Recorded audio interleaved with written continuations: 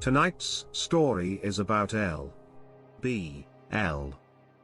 Subscribe, click the bell, and thumbs up for true and creepypasta scary stories. It's time I told this tale. I'm getting older, and I think the world needs to hear this story. That's the DNR's jokingly named Night Stalker unit. Anything natural that requires diplomatic care. Murphy is Sasquatch. Any of these entities that defy scientific conventions displays human-like intelligence or threatens our species. We must maintain discretion. We only check if they've gathered evidence that could compromise privacy. Negative contact worries us. This case happened when I was a greenhorn working for Connor Duncliffe, a parks and wildlife legend. We were called to land between Lakes Park on the Kentucky-Tennessee border. Hunting, hiking, and camping are popular here. The family parked their RV at the northern campground before the summer rush. A local found the family dead and notified us 8 hours later. By then, police and park rangers had examined the scene. A wild animal or axe murderer had butchered the family. Nobody knew how it got to our desk. Connor and I went to the scene to help locals with crowd control and patrolling. They would process this scene to reduce trauma. The campsite resembled a slaughterhouse. The father was lying outside the door, the camper was split in half, and the shotgun had only been fired once. Based on the evidence, he had only hit dirt inside the camper, scattering the boys' pieces around the main living area. He was 11 or younger.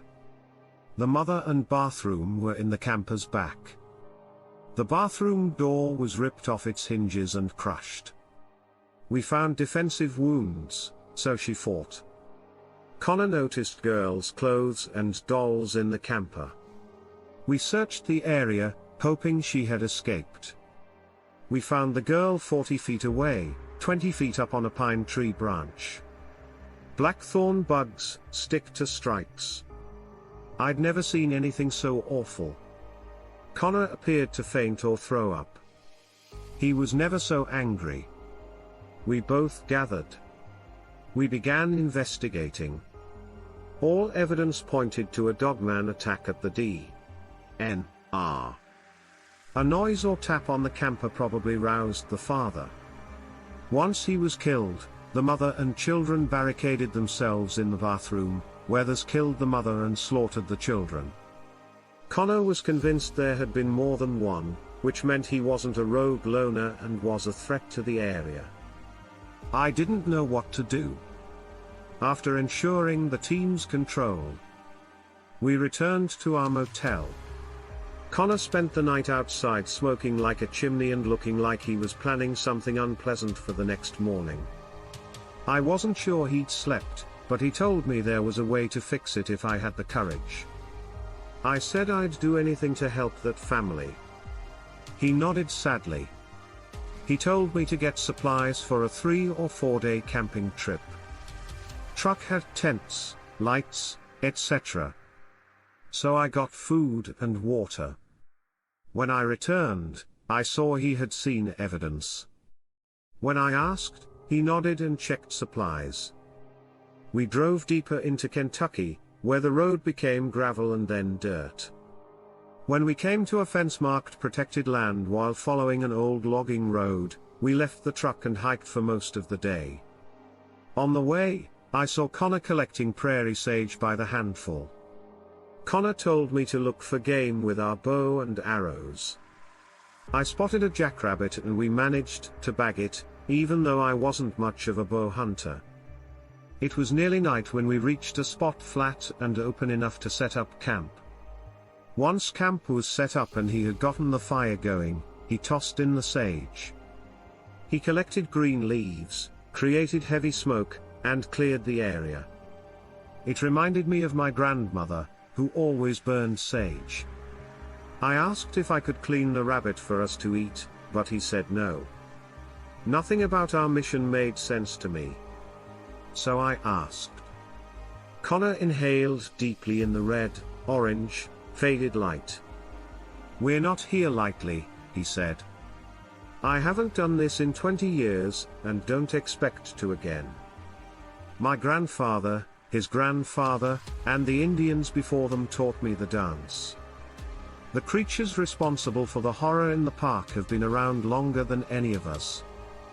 The settlers, before the Indians, had a changing relationship with them. Sometimes they had the upper hand and we feared the woods, or we did and they retreated from the guns and machines.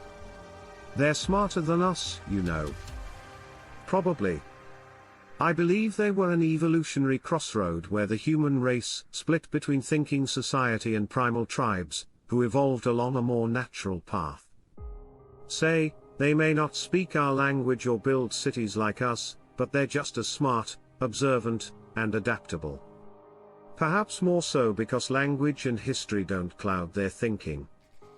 Evolutionarily speaking, they are on par with humans, unlike wolves or bears. We must be diplomatic with them. We don't want to fear them, and they want peace. To uphold? Ancient humans created a line of communication in case of an emergency. Peaceful contact. Neither side likes this. I can't blame the dogman for their centuries-long mistrust of humans. As a species, they despise us. Not all of them are like us. Some are more prone to peace and coexistence, while others would wipe us out. This contract is risky for us." I felt distant, like his words were bouncing around in my head. Was he telling me we were going to talk to the dogman, whole pack? Discuss? Help out? I sat as he talked and added more sage to the fire. Grandpa called it the ritual. To the letter. Meeting spots in the woods. No tools, weapons, or clothing were allowed, only the offering and evidence. This would put us at their mercy, the only way they'll let us close. I thought of that first. None of either. When I looked at his face, I realized he wasn't kidding. I'll never forget his fear of Connor. He threw more sage on the fire and pointed. The ritual included burning sage, he said. Indians believed it warded off evil spirits. My granddad thought it was different. He called it an olfactory beacon, a strong smell to attract their attention and let them know we'd be attempting contact. He blew on a sage branch before throwing it into the fire. When the moon was high enough, we walked in the dark. Connor called to me as I was staring at the moon through my tent wall. I felt my stomach do a gymnastics routine and crawl out to find the fire out and Connor bare. Numbly, I stripped and joined him. I've never felt so vulnerable as in the dark, shivering woods. I wasn't cold but very nervous. I clung to the rabbit we'd killed to feel less naked before we left. Connor grabbed a handful of fire ashes and blew them over me before throwing the rest on himself. We walked. We seemed to have walked until the sun rose. The forest was noisy with birds, bugs, and the whole orchestra of nature, but then it was as quiet as a church. Someone turned down the wood's volume. I paused before remembering Connor's instructions. Pace yourself.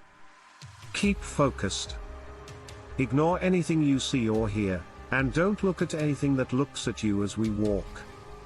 Wind, trees, and crunching leaves were the only sounds until I heard movement to our left. Large. As the sound followed us, I kept my eyes forward. Then, to our right, a deep, guttural growl made us shudder and clench. Researchers said. Infrasound causes anxiety and dread. They said it could be detected in a tiger's roar and that our reaction to it may reflect ancestral fears. Maybe it wasn't the tigers after all, being in the dark with nothing between us and them. As we walked, I was terrified. Our two companions kept up. One of them jumped out behind us, growled, and charged us. I heard the leaves crashing and felt its feet thudding behind me. It took everything in me not to spin around, scream, and piss myself. When it stopped, dirt and sticks hit my calves. Connor and I kept walking. I couldn't feel my body, but I kept walking and looking straight ahead. We reached a clearing when Connor stopped. The moonlight made the grass and prairie sage silver. Daytime appeared. We paused. The forest was dead quiet. In the bushes ahead of us, I saw moonlit eyes. The forest gave way to a large figure. All fours, it moved forward. Black absorbs light, it seems. A living silhouette with glowing pearls, for eyes emerged with bodyguards. In the moonlight, one of them looked like spun silver, and its eyes sparkled like amber. The other's eyes glowed like dying bonfire cinders. When I felt hot breath on my legs and heard sniffing, I almost panicked. I twitched, and the creature growled again before touching its cold nose to my backside. As it circled me, I couldn't see Connor's face, but his calm demeanor reassured me. Hearing thunder. The dogman circling me growled again and tried to look into my eyes. I quickly looked away, like a nervous kid facing an angry policeman. It lunged at me and I heard the snap of teeth and felt the rush of air as it bit the air in front of my crotch, sending a shudder through me that made me glad I'd emptied my bladder before leaving the large black dog man. It popped like a twig in a wet towel and slowly stood up. Two more followed. The two on its sides were 7 or 8 feet tall, but the black one was 10 feet. I'd never seen something so big up close. We almost lost the moon. Connor looked at me and tapped my rabbit. My body froze in a slow-motion terror dream. I stepped forward after a low growl startled me. The eyes were inches from my skin, waiting for an excuse to close the gap. I laid the rabbit at the largest's feet and stepped into its shadow, which seemed like an open mouth. Someone sniffed my hair and snorted above me. To my horror, a nose, a muzzle, and bioluminescent eyes appeared. Something left in me that moment, like it had reached in and taken it. Uncertain. I struggled to look away from the lights in the black mass before me. Then I moved to Connor's side. Once again, the largest sniffed the rabbit before gesturing to one of the attendants who grabbed the core in one hand. It looked like a gorilla holding a kitten, and it disappeared into the woods. Connor removed the evidence bag from his arm. He started pulling out objects and laying them out. There was a bloody shirt, a wedding band, a child's shoe, and golden hair. The alpha sniffed the items and growled at the hair. It stood tall and watched Connor remove the last item from the bag.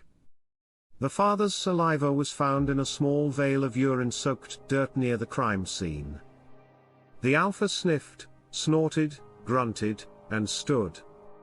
It growled deeply for a moment before turning and disappearing into the darkness, like a cloud passing in front of the moon. The others soon followed, looking back at us with low warning growls after they had gone. Connor and I stood up in shock into the sounds of the forest, returned as quickly as they had gone. I felt like I might pass out. Connor inhaled deeply and exhaled slowly, shakily. He smiled. He said, "I think she likes you," and my knees buckled. The trip back to camp seemed to be rewound. Connor and I climbed into our tents once we found the lanterns. I couldn't sleep. My heart was still thumping in my ears, but I fell asleep almost immediately. After that, we camped and waited. Connor told me we had to stay in the area until we knew they'd solved our problem. He described his first contact ritual. Not here. He'd previously contacted this pack. This happened nationwide. The ritual's purpose never changed.